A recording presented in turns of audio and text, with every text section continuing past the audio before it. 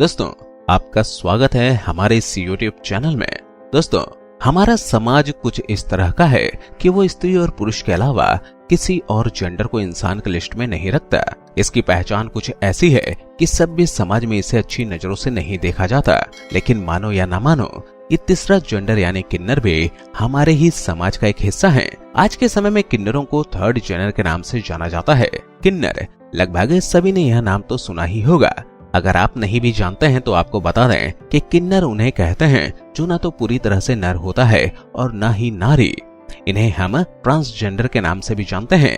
इनके बारे में आदिकाल से ही मान्यता चली आ रही है कि अपने मुंह से ये किसी के लिए भी जैसे भी शब्द निकाल देते हैं वे सच साबित हो जाते हैं। कहने का मतलब है कि अगर ये किसी को दुआ दे देते हैं तो वो सच हो जाती है, वहीं अगर किसी को बद्दुआ दे देते हैं तो वो भी सच हो जाती है। इसलिए ज्यादातर लोग इसी कोशिश में रहते हैं कि उन्हें केवल इनकी दुआ ही मिले, बद्दुआ नहीं।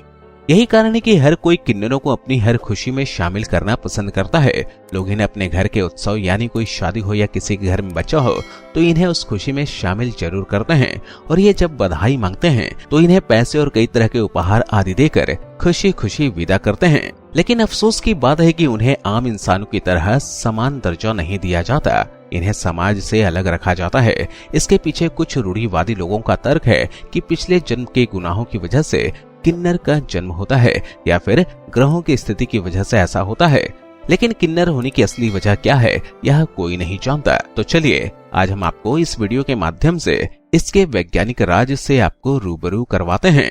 क्या आप जानते हैं कि गर्भ में पल रहा बच्चा कब और कैसे किन्नर का रूप ले लेता है? दरअसल कुछ कारणों से गर्भ में पल रहा शिशु किन्नर बन जाता है। प्रेगनेंसी के पहले 3 महीने के दौरान बच्चे के जेंडर का निर्धारण होता है कि वो लड़का होगा या लड़की। लेकिन अगर कोई महिला उस दौरान कोई खराब खान पान, हार्मोनल प्रॉब्लम या किसी भी दुर्घटना का शिकार होती है तो गर्भ में पल रहे शिशु में स्त्री या पुरुष के बजाय दोनों ही जेंडर के ऑर्गन्स और गुण आ जाते हैं। इसी वजह से प्रेगनेंसी के पहले 3 महीने में ज्यादा सावधानी बरतने की हिदायत दी जाती है। फिर 3 महीने बाद गर्भ में पल रहे बच्चे का धीरे धीरे विकास होने लगता है। गर्भ में शिशु का लिंग निर्धारण कैसे होता है? दोस्तों, हमारे शरीर में 46 क्रोमोसोम्स होते हैं जिनमें 40 ऑटोसोम होते हैं जबकि 2 सेक्स क्रोमोसोम्स होते हैं। यही 2 सेक्स क्रोमोसोम्स जेंडर डिसाइड करते हैं। पुरुषों में XY क्रोमोसोम्स मिलते हैं और महिलाओं में XX क्रोमोसोम्स, और इन्हीं दोनों के मिलन से गर्भ में बच्चा विकसित होता है। ऐसे में अगर 2 सेक्स क्रोमोसोम्स यानी XY और XX के अलावा कोई तीसरा पेयर बन जाता है यानी XXX या फिर YY, तब बच्चा किन्नर पैदा होता है और बच्चे में स्त्री और पुरुष दोनों के गुण आ जाते हैं। इस तरह प्रेगनेंसी के शुरुआती महीने में गर्भ में पल रहे बच्चे में क्रोमोसोम्स की संख्या और उनकी बनावट में परिवर्तन होने लगता है जिसकी वजह से किन्नर शिशु जन्म लेता है। क्रोमोसोम्स डिसऑर्डर क्या है और यह कैसे बनता है? पुरुषों में XY क्रोमोसोम्स मिलते हैं और महिलाओं में XX क्रोमोसोम्स, और इन्हीं दोनों के मिलन से गर्भ में बच्चा विकसित होता है। ऐसे में अगर 2 सेक्स क्रोमोसोम्स यानी XY और XX के अलावा कोई तीसरा पेयर बन जाता है यानी XXX या फिर YY, तब यह पेयर डिसऑर्डर कहलाता है। बच्चे के किन्नर बनने के चांस कब ज्यादा होते हैं? दोस्तों, अगर प्रेग्नेंट महिला किसी बीमारी से पीड़ित हो जाती है, चाहे बीमारी कोई भी हो, तब उसका प्रभाव शिशु पर पड़ता है। शुरुआती 3 महीने में महिला को तेज बुखार आ जाए और वह दवाई का हैवी डोज ले लेती है तो उससे भी थर्ड जेंडर होने के चांसेस बढ़ जाते हैं।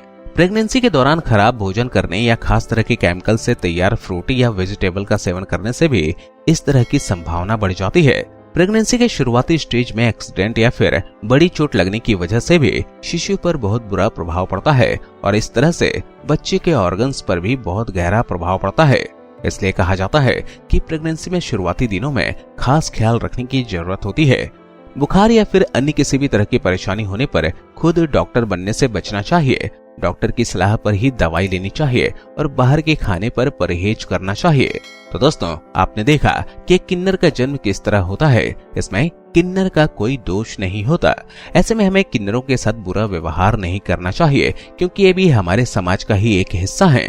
दोस्तों, शायद आपको इस विषय में जानकारी हो गई होगी। अगर आपको हमारी ये वीडियो अच्छी लगी तो अपने दोस्तों के साथ शेयर जरूर करें। इस वीडियो में बस इतना ही। अगली वीडियो में आपसे फिर मिलूंगा। तब तक के लिए स्वस्थ रहें, खुश रहें। धन्यवाद।